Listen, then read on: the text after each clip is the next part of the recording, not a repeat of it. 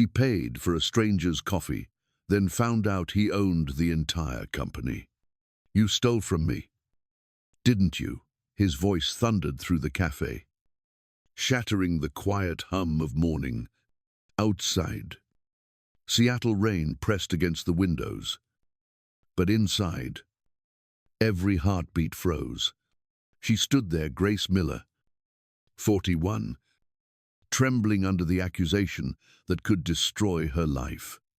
A kind woman who once gave warmth to strangers was now being called a thief, and in the shadowed corner, a man in a worn jacket, David Collins. The billionaire, no one recognized, watched in silence as his own empire turned against its soul. What would you have done in his place?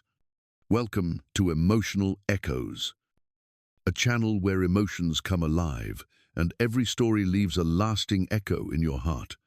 Please subscribe to the Emotional Echoes channel.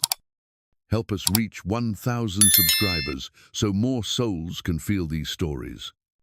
Stay with my video till the very end and let me know where you're watching from so I can see how far this story spreads. Now, let me tell you the story of the woman who saved his soul. That morning in Seattle, the rain came down steady, thin lines tracing the cafe window like quiet reminders of time. Grace Miller wiped the counter for the third time, trying to shake off the exhaustion that came from double shifts and sleepless nights. The rainy bean smelled of roasted beans and wet pavement ordinary, peaceful until the door slammed open. Charles Long, the regional manager, walked in with a clipboard and a scowl sharp enough to cut glass. His presence immediately changed the air. He wasn't supposed to be there. Managers of his rank rarely visited stores unless something was wrong. People straightened up, unsure what to do. Grace forced a smile, her instincts pulling her toward kindness even when her stomach twisted. "Morning, Mr. Lang.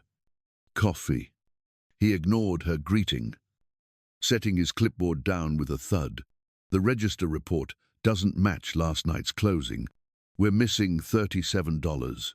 His voice carried through the cafe, pulling every glance in the room. Grace blinked, caught off guard. "That can't be right. I double-counted the drawer before I left."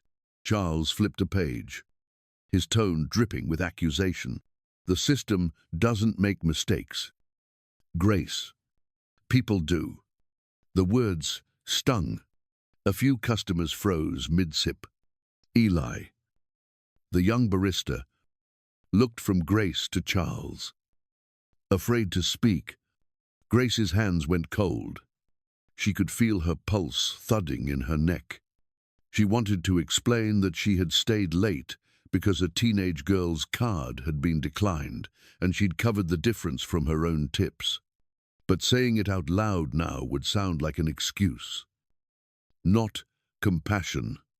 Charles stepped closer, his voice rising. "This isn't the first time we've had short cash at this location. Do you have any idea how bad this looks?" He tapped the clipboard with his pen. "If you're helping customers again, you're helping yourself out of a job." The humiliation burned hot behind her eyes. She pressed her lips together, forcing back tears. "Sir, I didn't take anything," she said quietly, her voice shaking. Maybe the drawer was miscounted, or Charles cut her off. "Helping. Right, that's what you called it last time. You think charity gives you a free pass to break the rules." Grace's throat tightened. She could feel the cafe watching. Even the espresso machine seemed to go silent. She thought about her daughter at home. The rent due next week. The way she'd always taught the girl that kindness was never wrong. Now, that belief was being torn apart in front of strangers. Finally, she lifted her head. Her eyes glistened, but her voice carried steady through the room. "If kindness is theft, then maybe I'm guilty." A single tear slipped down her cheek. She let it fall, unhidden. Because hiding it would mean shame, and she refused to be ashamed of caring. From the corner booth, a man in an old jacket set down his cup. David Collins watched every second unfold, his jaw tight, his hand wrapped around the handle until his knuckles blanched. He had seen arguments before, but this felt different. This was cruelty wearing professionalism, and it was happening inside a café that bore his mother's name. Under policies he had created, Grace's apron trembled in her hands as Charles snapped, "You're a liability." Grace, generosity doesn't pay the bills. She swallowed hard, searching for air. Her voice came low, almost a whisper. "No, but it might keep someone alive." The café fell into stillness. Outside, thunder cracked over the city, but inside, no one dared move. David looked down at his coffee, the steam gone cold, for the first time in years. The taste of it turned bitter. He didn't speak. Not yet. But in that silence, something inside him began to break the wall between success and conscience, pride and regret. What happened in that café didn't leave David when he walked out the door. It followed him like a shadow. Whispering questions he could no longer silence. Grace's trembling voice, her quiet strength under humiliation, kept echoing inside his head. Somewhere deep down, he knew that scene hadn't begun that morning. It had begun years ago. With him. David Collins hadn't always been the man who hid behind a cap. Once, his face had been on magazine covers. Forbes called him the visionary of the West Coast. They praised his business instincts, his unstoppable drive, his clean suits and cold precision. He used to smile at those words, believing they meant success. But behind every article, behind the empire of coffee shops that bore his name, was a silence that grew louder with every passing year. He could still see his mother standing behind the counter of their first tiny café, flour on her apron and laughter in her eyes. She would tell him, "Remember, David, we don't sell coffee. We sell comfort." It was her mantra, her way of reminding him that what mattered wasn't the price on the cup, but the warmth in the hands that received it. For a while, he believed her. He believed kindness could coexist with success. But when she passed away, everything changed.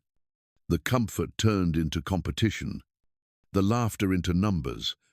He buried himself in expansion plans, investor calls, and press releases. He opened stores faster than he could name them. And in that race for growth, something inside him cracked. His marriage fell apart first. Too many missed dinners. Too many nights at the office. His wife told him once, "You built a world where everyone gets served but me." When she left, she took their son with her. 2 years later, a car accident ended what little family he had left. His son was 16. David got the call while he was in a board meeting. Talking about quarterly margins, he remembered dropping the pen. The silence in the room, the way his own heartbeat drowned out every other sound. From that day, success stopped tasting like victory. It tasted like guilt. He tried to work through the grief, but the world outside didn't slow down. Headlines turned harsh. Reports surfaced of employees underpaid, overworked, and ignored. He told himself he didn't know, but deep down he did. He had stopped seeing faces long ago. People became data points, spreadsheets, and cost analyses. The company that once stood for comfort had turned into a machine of profit, and the man who built it no longer recognized the reflection in his glass office windows. He started noticing small rebellions. Store managers quitting, letters from staff, handwritten, pleading for better conditions, left unread on his desk. Then the scandal broke. A video of an employee being humiliated by a district supervisor went viral. The world pointed fingers at David Collins, the man who had lost his humanity behind his success. That night, he sat alone in his penthouse. Lights off. The city stretching below him like a cold, endless grid. For the first time in years, he whispered his mother's words again. "We don't sell coffee. We sell comfort," and realized he didn't even know what comfort meant anymore. It took weeks before he decided to disappear from his own world. No press, no entourage, no tailored suits, just a man in an old jacket, looking for something he couldn't name. He started visiting his café one by one, quietly, pretending to be no one.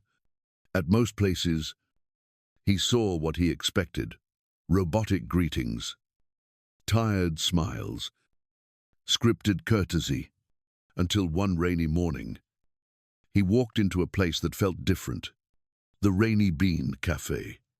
That was where he saw Grace for the first time. She moved behind the counter with a calm rhythm that reminded him of his mother's hands. She greeted every customer like an old friend. He noticed the way people lingered, how laughter replaced silence. Something inside him shifted, though he didn't understand it yet. When he returned the next day and watched her get accused of stealing, he finally realized why he had come. Not to inspect his business, but to face the ruins of his soul reflected in the eyes of a woman who still believed kindness mattered. The next morning, David returned to the Rainy Bean Café. He told himself it was for observation, to understand his company from the inside. But deep down, he knew the truth. He came back because something in that place had stirred a part of him he thought was long dead. The rain hadn't stopped, and neither had the weight in his chest. But for the first time, he wanted to feel something more than guilt. Grace was already there, her sleeves rolled up, moving through the café like the heartbeat of the place. She greeted customers by name, remembered their usual orders, and somehow made each exchange feel personal. David sat in his corner again, pretending to scroll through his phone. But his eyes followed her every move. He watched as she leaned down to help an old man steady his shaking hands while stirring his coffee. She laughed softly at something he said, that kind of laugh that made other people smile without knowing why. The man's name was Mr. Allen. David overheard her tell him she'd saved his favorite seat by the window. The man smiled, eyes wet, saying it was the only place he still felt seen since his wife passed away. Grace refilled his cup and said, almost like a prayer, "A cup of coffee can't fix life, but it can remind someone they still matter." The words sank deep into David, heavier than any business lesson he'd ever learned.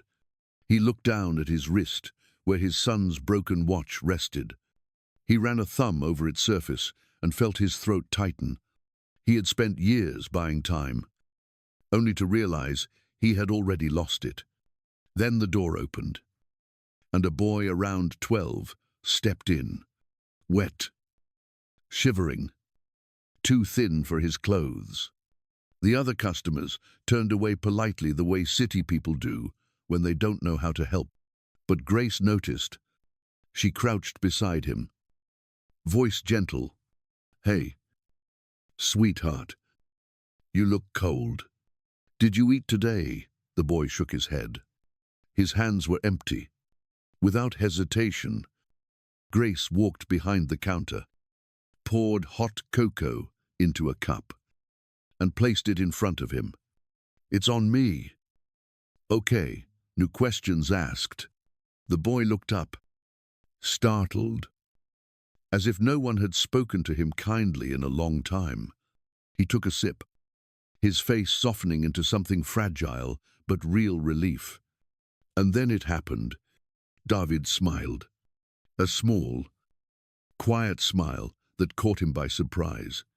The sound of Grace teasing the boy about the chocolate mustache made him laugh, a laugh so faint he almost didn't recognize it as his own.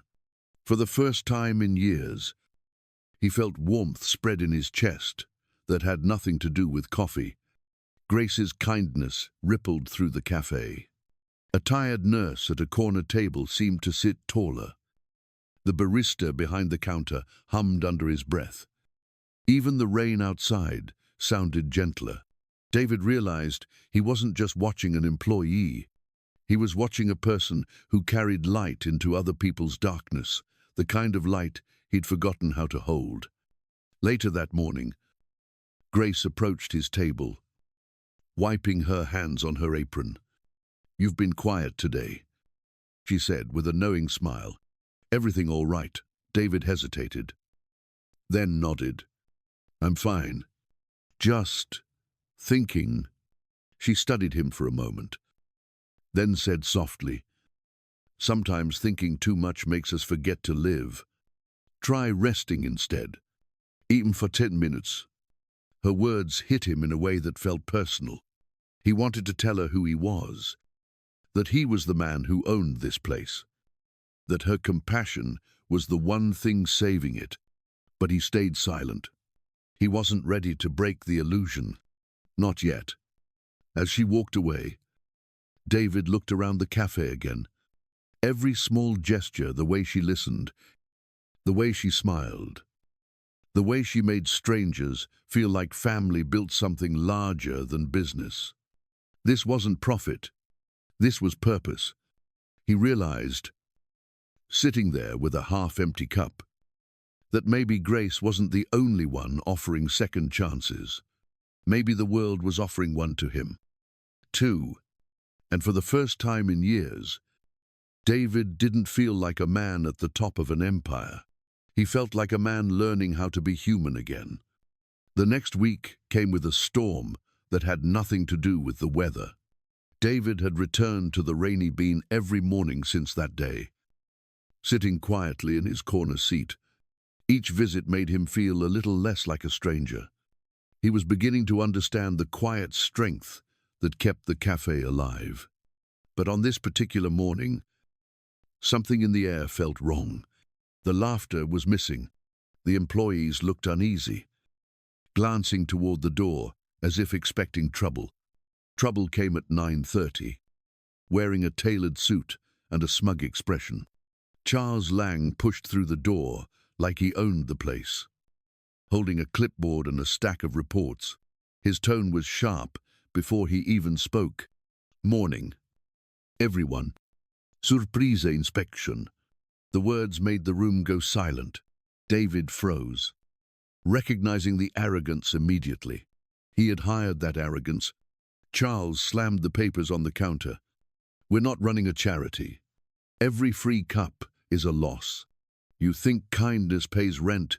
His voice sliced through the air. Grace stood near the register, her face calm, but her hands trembling slightly. She tried to greet him, but he waved her off. "I don't need smiles. I need numbers. This location has been falling short for months. You're bleeding profit and pretending it's compassion." David's jaw tightened.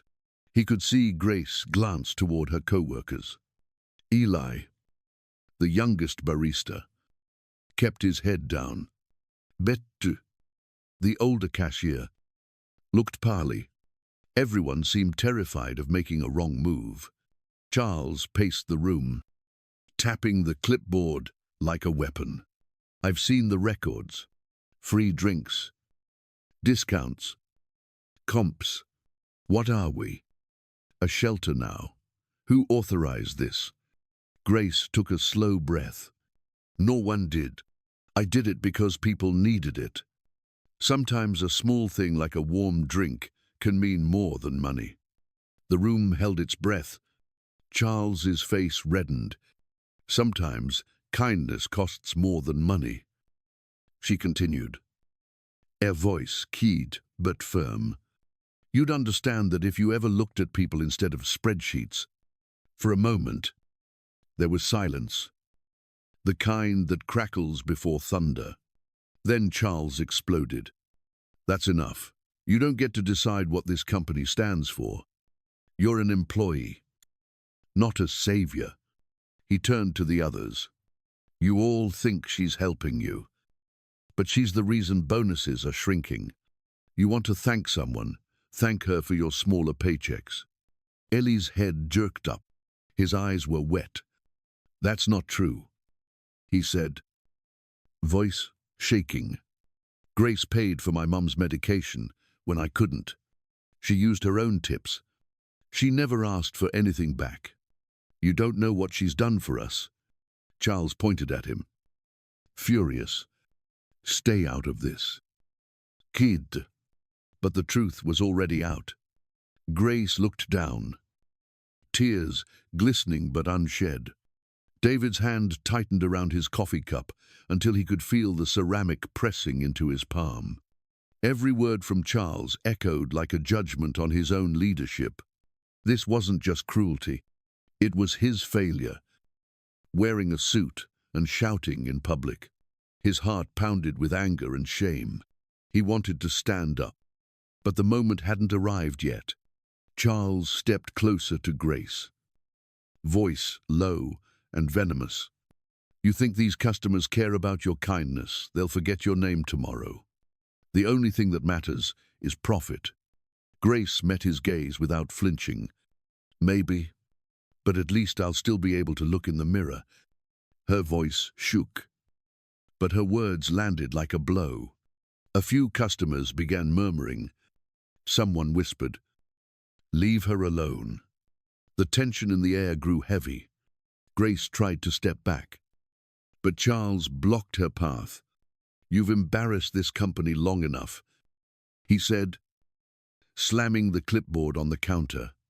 "From now on, every transaction is recorded, every free item reported. Do you understand?" Grace's reply was soft.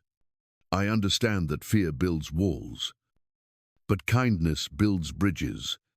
I'll always choose the bridge." Her words stopped him cold for half a second. Then he laughed bitterly. "You really think that nonsense keeps the lights on?" David could feel his pulse in his ears. Grace wasn't just being reprimanded. She was being broken in front of everyone. The same kind of moment his mother had once told him to protect others from.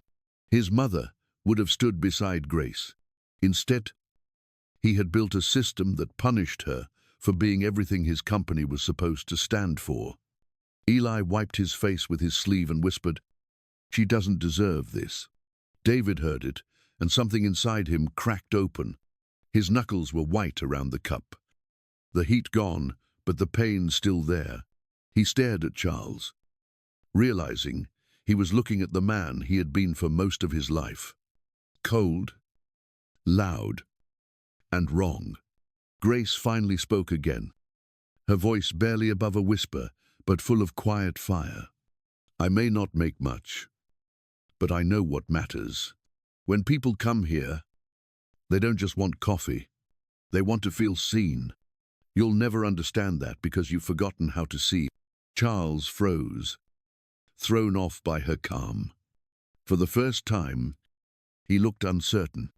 David saw it too, and in that moment, he knew this was more than an inspection. It was a mirror being held up to every mistake he'd ever made. The room stood still. Grace was shaking now. Not from fear, but exhaustion. She had spent years giving everything she had to a company that was now trying to strip her of her dignity. David could no longer stay silent. His heart pounded, his breath shallow. He set the cup down and looked at her, really looked at her. She was fighting a battle he should have fought long ago. Outside, thunder rolled across Seattle's gray sky. Inside, David Collins sat at the edge of his breaking point. watching a woman's courage stand taller than all his success. The moment Grace's voice faded, the room held its breath. Every eye was on her, but no one moved. Charles stood trembling with rage, his face red, his chest heaving. Then, with a voice that cracked through the silence like thunder, he shouted, "You're fired. Empty your locker and get out." The words slammed into the air like a verdict. Grace froze, lips trembling, but her chin stayed lifted. Before she could respond, another voice rose from the back of the cafe, deep and calm, but carrying a weight that silenced everyone. "She's not fired. You are." The sound of the words cut through the tension like a blade.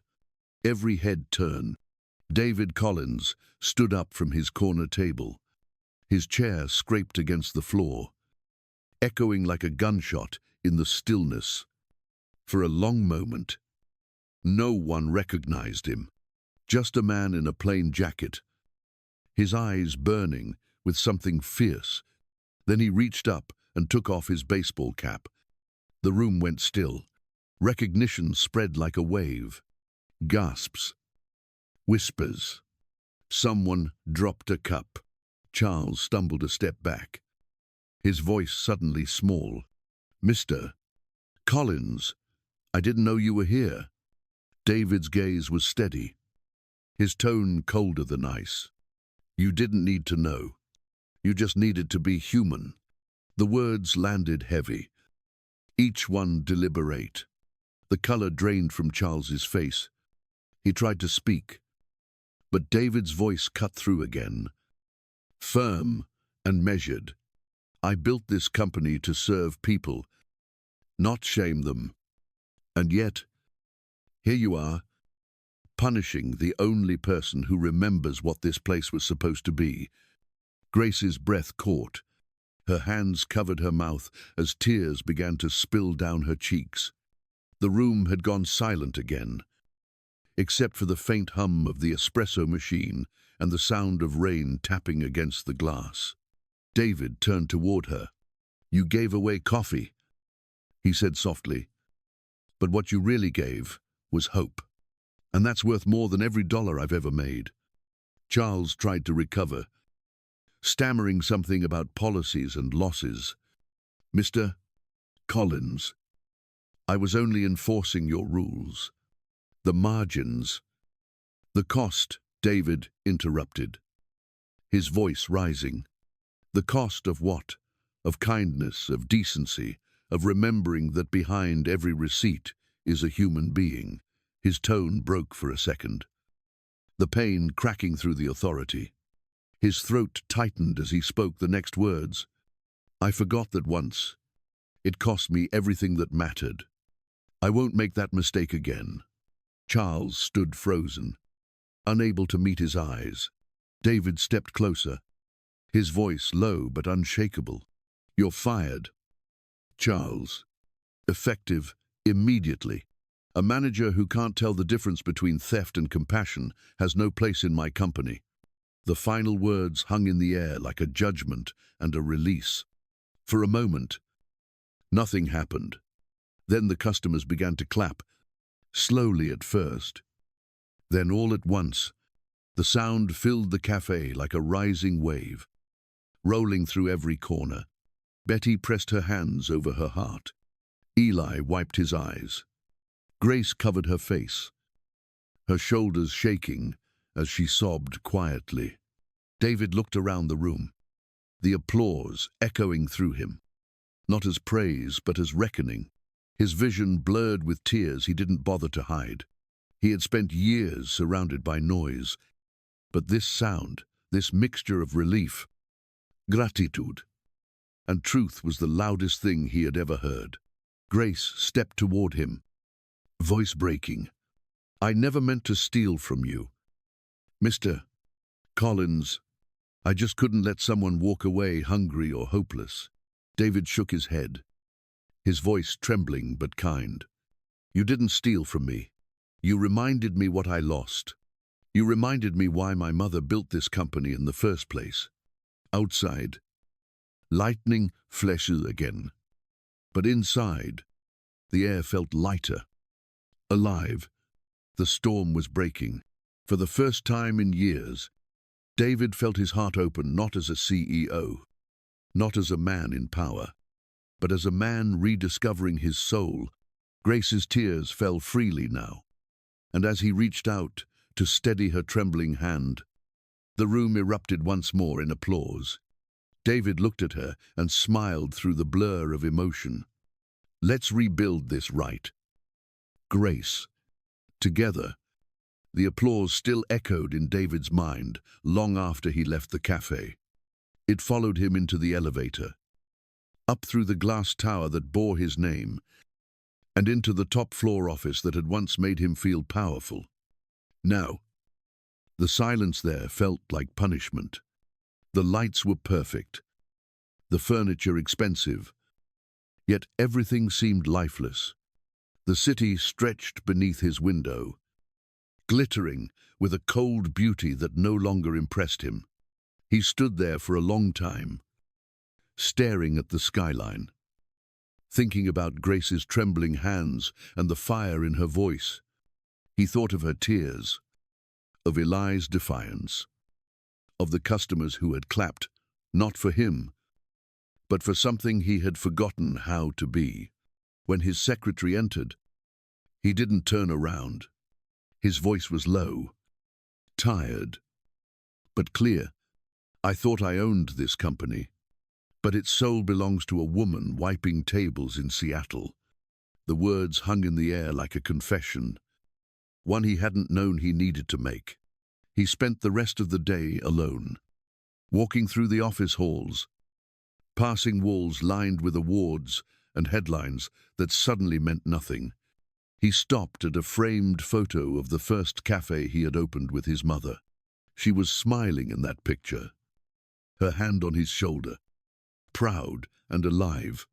He touched the glass, whispering, "I forgot what you taught me, Mom, but I'm trying to remember."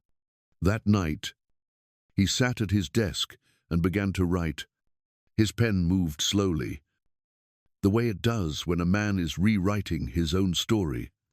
The first thing he drafted was something he called the Compassion Credit Program, a fund dedicated to allowing employees to help customers in need without fear of punishment. Every cafe would receive a small monthly budget. No questions asked, to give freely when kindness was needed most. For the first time in years, David felt purpose instead of pressure. But redemption never comes without resistance. The next morning, the boardroom filled with the sound of angry voices. A dozen men and women in suits sat around a polished table, waving papers and shouting numbers. "You're killing profits," one of them barked. "This isn't charity, David. It's a business." David looked at them, his face calm, but his eyes fierce. "No," he said quietly. "I'm saving what's left of our soul." The room went silent for a beat before erupting again. Another board member snapped. "Investors won't stand for this. You're gambling the company's future on feelings." David leaned forward, his tone steady, measured. "The future of this company doesn't depend on how much money we make. It depends on whether people still trust us enough to walk through our doors." They kept arguing, throwing projections and losses at him like weapons. But David didn't waver. He had seen what a single act of kindness could do. He had watched it heal a room full of strangers. For the first time, he wasn't defending a company. He was defending a belief. When someone accused him of turning Collins Brew into a charity, he smiled slightly. Maybe the world could use more of those. After the meeting ended, he returned to his office, exhausted but strangely at peace. The rain had started again, streaking down the tall windows like melted glass. He watched it fall, thinking of Grace wiping down tables, her quiet grace holding together the soul of something he had almost destroyed. He took a deep breath and whispered, "She was right. Kindness costs more than money, but it's worth everything." 6 months later, the world of Colin's Brew looked nothing like it used to. The cold efficiency had been replaced with warmth. Every store now carried the quiet hum of life that Grace had once protected alone. The Compassion Credit Program had spread across all 43 locations, and what began as a small act of defiance in one cafe had turned into a movement of kindness. For David, it wasn't just business that had changed. It was the air he breathed. When he pushed open the door of the Rainy Bean that morning, he paused. The place that once smelled of tension now overflowed with laughter and light. The walls were covered with pinned letters and photos sent by customers. Thank you notes from people whose lives had been touched. One read, "I was down to my last dollar, and your cafe reminded me I still mattered." Another simply said, "You saved me when I didn't know I needed saving." Every word felt like proof that the company's soul had come home. Grace stood near the counter, clipboard in hand, giving gentle directions to the new staff. She wore a navy blouse and a small pin with the words Director of Human Kindness. It wasn't a title born from business logic, but from faith in what people could be. When she saw David, her face broke into a smile that warmed the room. "You came back," she said softly, almost like she didn't believe it. David smiled. "I told you I would." He noticed how different she looked now, not in clothes or posture, but in the quiet confidence that comes when someone knows they've made a difference. The exhaustion that used to weigh on her face was gone. Behind the counter, Eli worked quickly, his movements light and sure. His mother was recovering well. Thanks to the Employee Support Fund, David had approved after hearing his story. Seeing him laugh again was another small miracle that made David's chest ache in the best way. They sat together by the same window where David had once watched the rain in silence. Outside, the sky was grey, but soft sunlight broke through in streaks, painting the room in gold. The afternoon rush had slowed, leaving a calm rhythm in the air. Grace folded her hands, glancing toward the window. "Your mother would be proud." David. For a moment, he didn't answer. He looked out at the street where people carried their coffee cups, laughing, talking, living. His voice came out quiet. "She'd be proud of you. You reminded me what she taught me. People over profit." Grace smiled, her eyes shimmering. "Sometimes we just need someone to see what was there all along."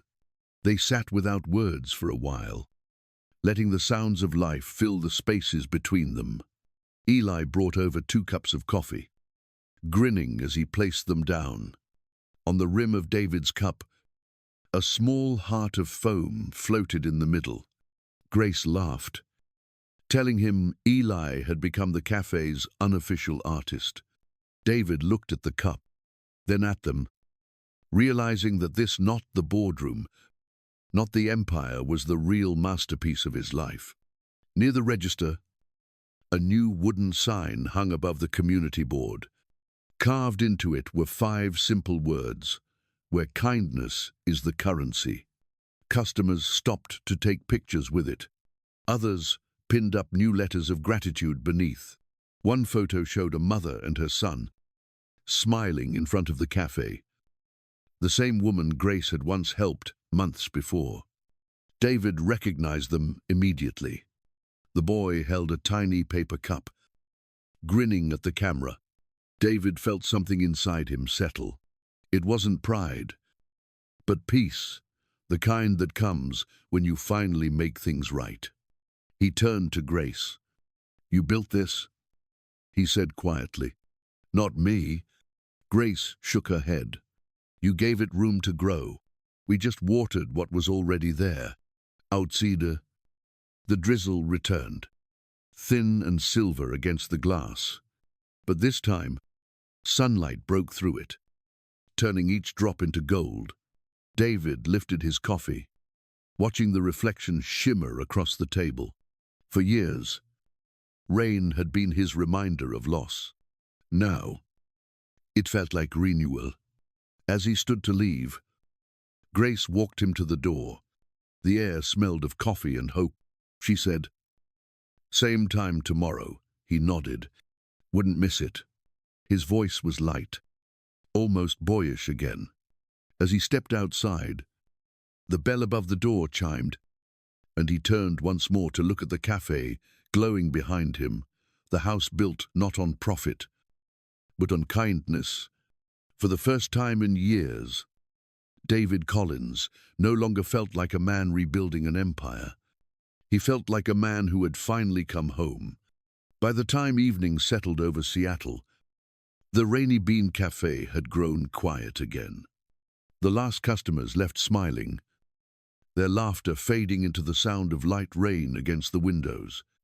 David sat alone at his familiar corner table, the same place where his life had quietly unraveled and slowly begun to mend. In front of him, his coffee steamed softly, the warmth rising like a memory. He looked around the cafe, at the pictures on the wall, at the soft light reflecting off the window where raindrops trickled down like threads of time. Grace was wiping tables nearby, her movements gentle, unhurried. Watching her, he realized how something as simple as kindness could hold the power to rebuild broken things. The company was thriving again. But what mattered most to him wasn't the success. It was the soul he had found in people like her. Sometimes, we meet angels wearing aprons instead of wings. They don't fly. They serve coffee, smile through pain, and remind the rest of us what it means to be human. Those words ran through his mind as he opened his small leather notebook. The pen hovered for a moment, then moved slowly, deliberately. Beginned. Someone might be watching and learning to love again. He set the pen down and leaned back, feeling the weight in his chest ease. Outside, the rain softened to a hush, and the city lights blurred into something almost tender. Grace glanced over and smiled, and he returned the smile with quiet gratitude. For the first time in years, David didn't feel like a man haunted by loss. He felt like someone redeemed by grace, both the woman and the word itself. The cafe door chimed as a new customer entered, shaking off the rain. Greeted with warmth and laughter, David watched for a while, then turned back to his coffee. The steam curled upward, vanishing into the golden light. The world outside kept moving, but inside that little corner of Seattle, time felt still, a small sanctuary built from love, forgiveness, and second chances. From a simple cup of coffee to a life forever changed, David found redemption in the kindness of a woman who refused to let the world harden her heart. Grace didn't save him with wealth or power, but with compassion, the quiet courage to care when no one else would. In her reflection, he rediscovered the soul he thought was lost. And maybe that's the truth for all of us sometimes. The smallest act of kindness can rebuild what grief once destroyed. If this story touched you, share your thoughts below. Tell me where you're watching from, and help us spread this echo of humanity. Don't forget to like, share, and subscribe to Emotional Echoes, where every story reminds us how to love again. Thanks for listening.